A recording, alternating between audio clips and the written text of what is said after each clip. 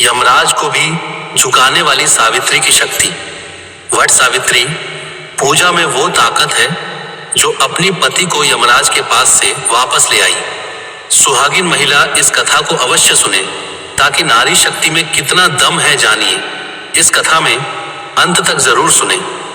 भारतीय पौराणिक कथाओं में अनेक महान स्त्रियों का वर्णन मिलता है, लेकिन सावित्री का स्थान उनमें अत्यंत ऊंचा है।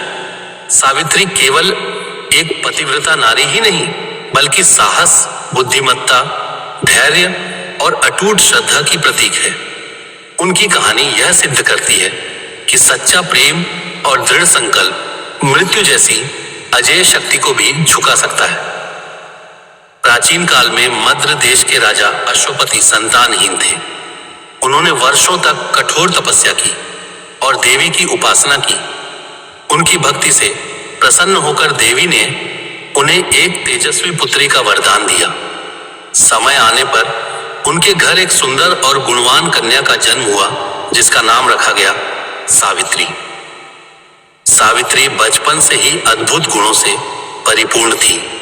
वह अत्यंत बुद्धिमान, विनम्र और धर्मपरायण थी। उसका तेज ऐसा था कि जो भी उसे देखता प्रभावित हुए बिना नहीं रहता।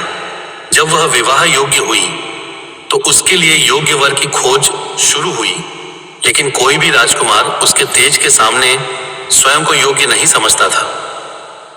अंततः राजा अश्वपति ने सावित्री को स्वयं अपना जीवन साथी चुनने की अनुमति दी।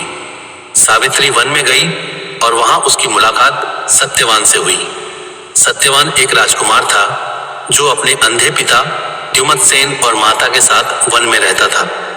वह सच्चा, मेहनती और अपने माता पिता की सेवा में समर्पित था। सावित्री ने सत्यवान को अपने पति के रूप में चुन लिया।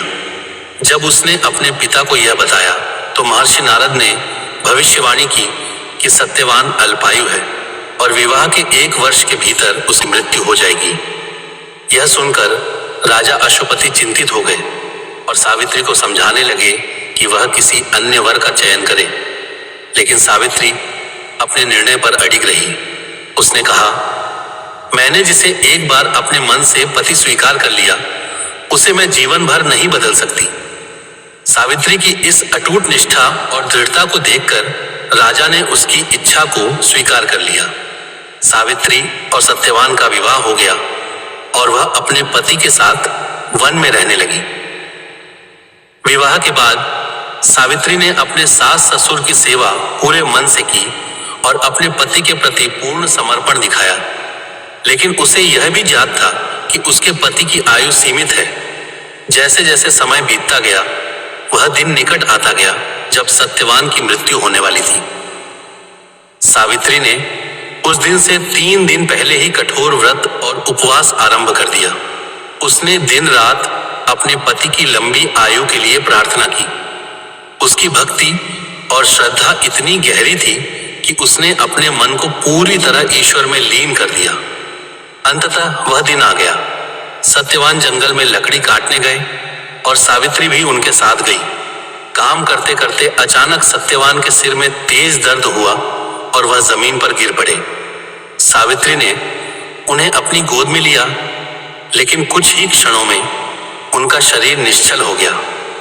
तभी मृत्यु के देवता यमराज वहां प्रकट हुए और सत्यवान के प्राण लेकर चलने लगे। यह दृश्य देखकर भी सावित्री घबराई नहीं। उसने अपने मन को मजबूत किया और यमराज के पीछे पीछे चल पड़ी।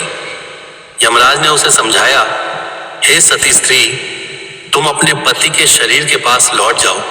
यह संसार का नियम है कि जो जन्म लेता है उसे मृत्यु भी आती है।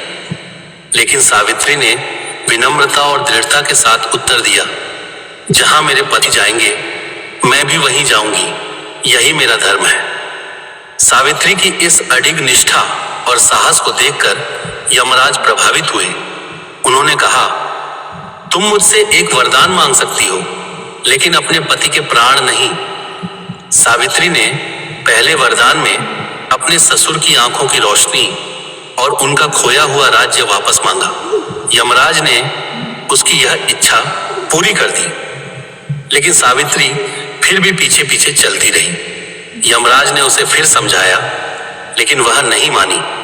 इस बार उन्होंने दूसरा वरदान दिया। सावित्री ने अपने पिता के लिए 100 पुत्रों का वरदान मांगा। यह भी स्वीकार हो गया। अब भी सावित्री पीछे चलती रही। उसकी दृढ़ता और भक्ति देखकर यमराज अत्यंत प्रसन्न हुए और तीसरा वरदान देने को तैयार हुए।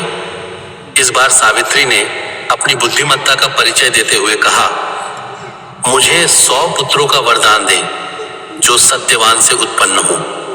यमराज उसकी चतुराई को समझ गए। यदि सावित्री को सत्यवान से पुत्र प्राप्त करने हैं तो सत्यवान को जीवित होना ही होगा।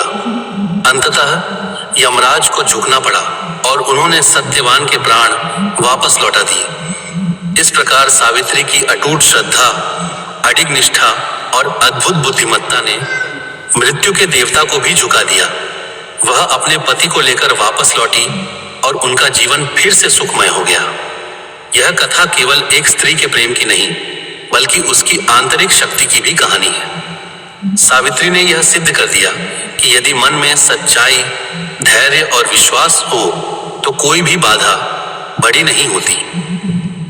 आज भी सावित्री की यह कथा हमें प्रेरणा देती है कि जीवन में कितनी भी कठिन परिस्थितियां क्यों ना आए, यदि हम दृढ़ संकल्प और विश्वास बनाए रखें तो सफलता अवश्य मिलती है। यही कारण है कि वट सावित्री व्रत आज भी पूरे श्रद्धा और भक्ति के साथ मनाया जाता है। सावित्री की शक्ति केवल उसके प्रेम में नहीं थी, बल्कि उसके आत्मविश्वास, धैर्य और अडिग विश्वास में थी, और यही शक्ति उसे अमर बना देती है। ऐसे ही और कहानी और कथा सुनने के लिए हमारे चैनल को लाइक, शेयर, फॉलो और सब्सक्राइब करें। धन्यवाद।